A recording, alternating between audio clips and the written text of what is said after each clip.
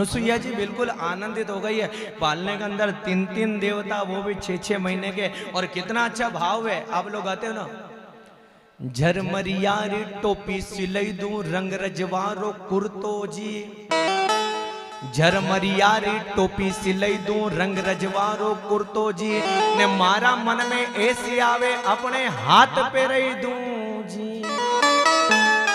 भगवान की दया, एक माँ को अद्भुत सुख प्राप्त हो रहा है, भगवान को निलाती है। भगवान को आज गंगा जल से निला रही है, यमुना जल से निला रही है, सरस्वती के जल से निला रही है, भगवान को कुर्ता पहना रही है। और ये समय तो बीतता गया, बीतता गया, पर लक्ष्मी जी ने कहा कि विष्णु भगवान अभी तक नहीं आए।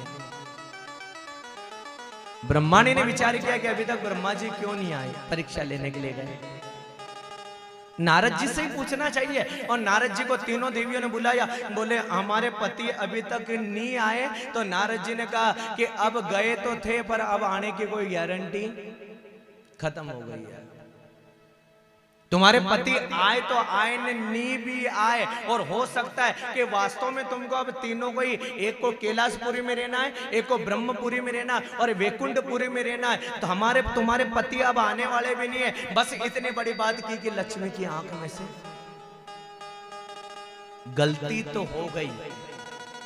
और एक अर्थ दिया, जो गलती कर संभल जाए उसे इंसान कहते हैं। नारद जी को कहा कि जैसे तैसे करके हमारे पति को लाना, बस कैसे भी करके। नारद जी ने कहा कि अब मैं ज्यादा युक्ति तो नहीं बता सकता, बस एक काम करो, आप अत्रि ऋषि के आश्रम पे चले जाओ और अपने अपने पति को ले आओ, बस इतनी बड़ी बात है। आज तीनों देवी गई है और आज अत्रि ऋषि को प्रणाम किया, अनुसुईया जी को प्रणाम किया, और अनुसुईया जी को प्रणाम करके कहा कि हमारी गलती हो गई, हमारे पति को दे दो। अनुसुईया जी ने कहा कि मैंने कहां रोका, ये पालने में पड़े, अपने अपने पति को उठा करके ले जाओ। और लक्ष्मी माता जैसे उठाने के लिए गई और हाथ लगाने का विचार करने लगी, और लक्ष्मी माता को याद आ गया कि मान लो विष्णु भगवान नहीं है, ब्रह्मा को उठा लिया, तो ये समझ लेना कि अपने जीवन में भी पाप आने में। अब इस बात को गौर से सुनना, अपने पति को छोड़कर पर पुरुष भी अगर हाथ लगा देता है तो ये पाप में आता है। और अगर नारी भी किसी पर पुरुष को हाथ लगा दे तो ये भी पाप में आता है। लक्ष्मी माता ने विचार किया कि अगर विष्णु भगवान नहीं हुए और ब्रह्मा जी निकल गए तो मेरे जीवन में पाप आ जाएगा, अब मुझे क्या करना चाहिए। और तीनों ने माँ अनुसुईया जी के चरण पकड़ने में देर नहीं करी। माँ हमारे द्वारा गलती हो गई, माँ आप हमें क्षमा कर दो। और आज जैसे ही आज अनुसुईया जी के चरण पकड़े हैं, और आज अनुसुईया ने एक बात कह दी, आपका धर्म क्या है, बिल्कुल ध्यान से सुनना। कहा एक ही धर्म एक व्रत ने और काय वचन मन पति पद प्रेम। एक ही लक्ष्य, एक ही वचन, एक ही धर्म, पर पुरुष की तरफ दृष्टि भी नहीं, अपने पति की तरफ दृष्टि। और एक ही धर्म है, एक ही व्रत है, और कह दिया काय वचन मन पति पद प्रेमा। एक बार भगवान की पूजा ना करोगे चलेगा, अपने पति की पूजा करो। और मेरे को कहने में भी आता है कि कभी कभी संकट सोमवार आप लोग करते हो, 16 सोमवार करते हो, बेचारा पति पाणत करके आता है, मशीन चला करके आता है, घर में आता है, आप भोलेनाथ को निला रही हो, दूध चढ़ा रही हो, दही चढ़ा रही हो, शक्कर चढ़ा रही हो, और आते वो कह दे कि 1 कप चाय बना दे, तो आप कह दो कि अभी नहीं, अभी तो भोलेनाथ को निला रही हूँ। भोलेनाथ को निलाना बंद कर दो। तुम्हारा भोलेनाथ बाबड़ा खेत से आया है, तुम्हारा भोलेनाथ पाणत करके आया है। भोलेनाथ को कह दो कि 2 मिनट के बाद में आपको निलाएंगे, पहले पतिदेव को चाय पिला दे, पहले पतिदेव को भोजन करा दे। और याद रखना कि पूजन को करते करते अगर पति की तुमने सेवा कर दी तो तुम भव सागर से पार होने में भी देर नहीं करोगे, ये शास्त्र के। और रामचरितमानस के अंदर एक बात और भी कही कि जो अपने पति को छोड़कर पर पुरुष की संगति में जाती है, उनके लिए पति प्रतिकूल जन्म जहां जाए विधवा होई पाई तरुणा। जो जवानी के अंदर अपने पति को छोड़कर दूसरे पुरुष की संगति में चली जाती है तो शास्त्र कह रहा है कि उसे अगले जन्म में जवानी के अंदर ही विधवा बनना पड़ता है।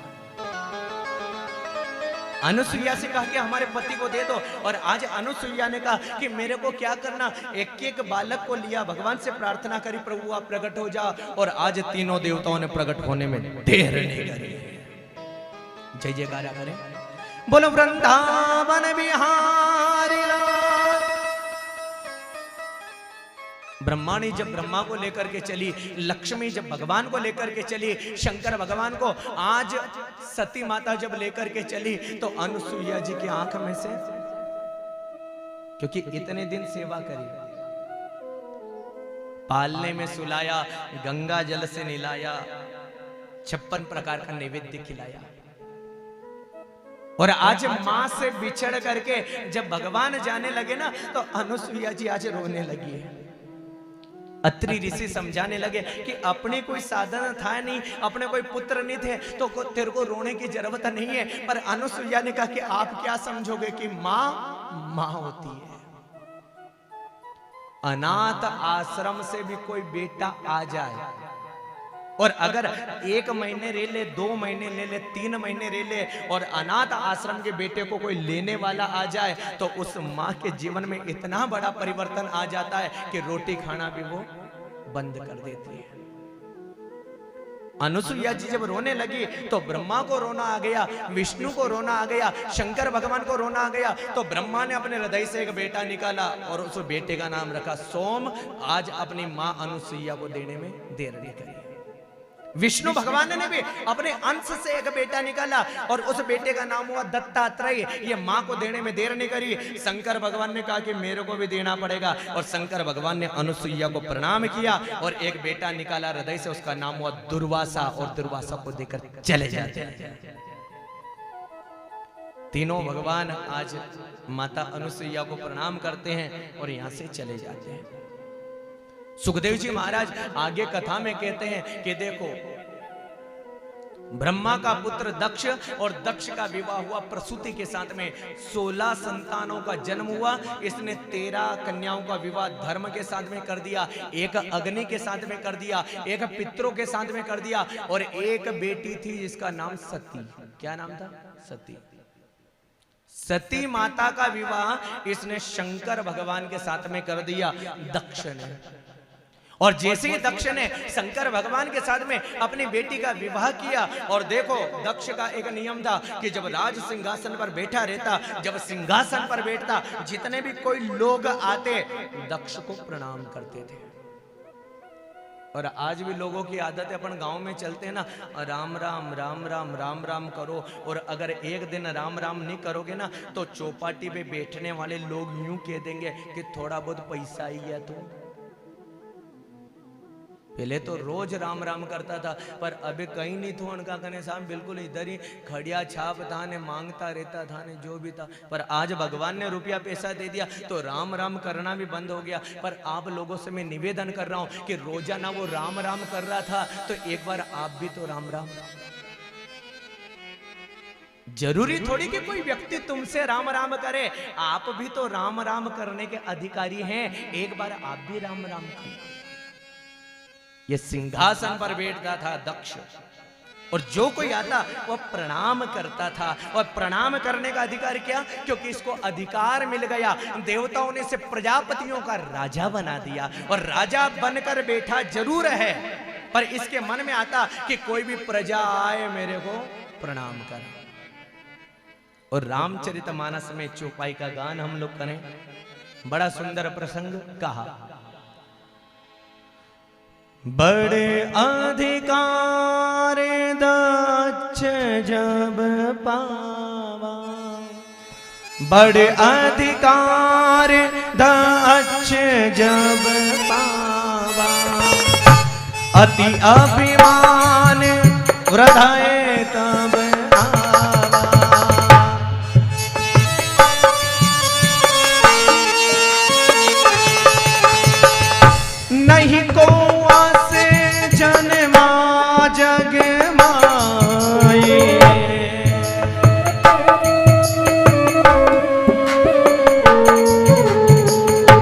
प्रभुता पाई जाई मदनाए।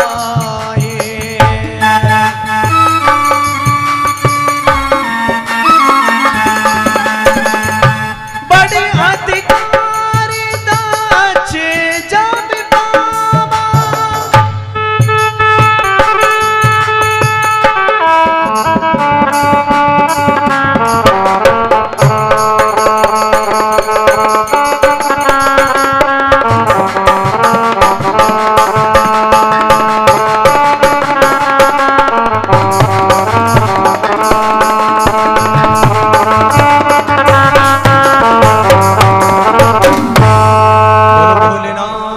भगवान की।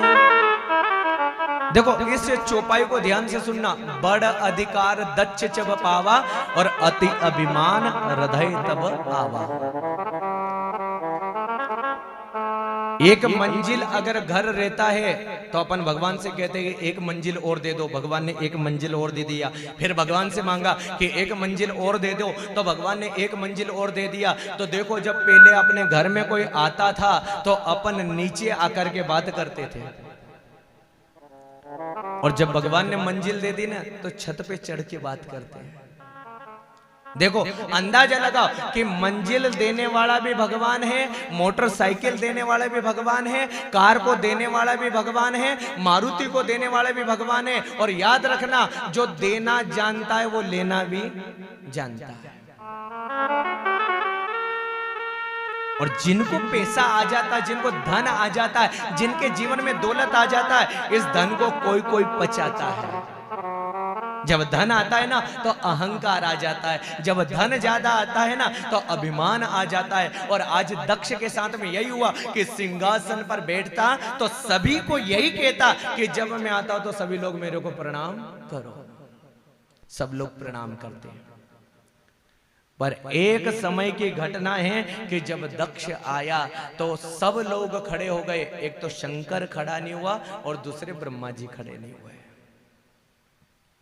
दक्ष ने लाल लाल आंख करके देखा सभी को, सब लोग खड़े हो गए हैं। एक तो मेरा दामाद शंकर, शंकर खड़ा नहीं हुआ है, और दूसरा ब्रह्मा जी खड़े नहीं हुए। तो ब्रह्मा जी को खड़ा होने की कोई आवश्यकता नहीं, क्योंकि ब्रह्मा मेरे पिता है। दक्ष ने लाल आंख करके देखा, और आज शंकर जी के लिए व्यंग भरा स्वर छोड़ दिया। कहने लगा ये मेरा दामाद मुंड की माला पहनने वाला, शमशान में रहने वाला, और मेरी बेटी चांद जैसी थी। इस अघोरी को दे करके मैंने मेरी बेटी के भाग्य फोड़ दिया। शंकर भगवान ने कोई ने इशारा के दादा जाग जा, ससुर जी तेरे नाराज हो गए। शंकर भगवान बिल्कुल एक पोजीशन में आ गए।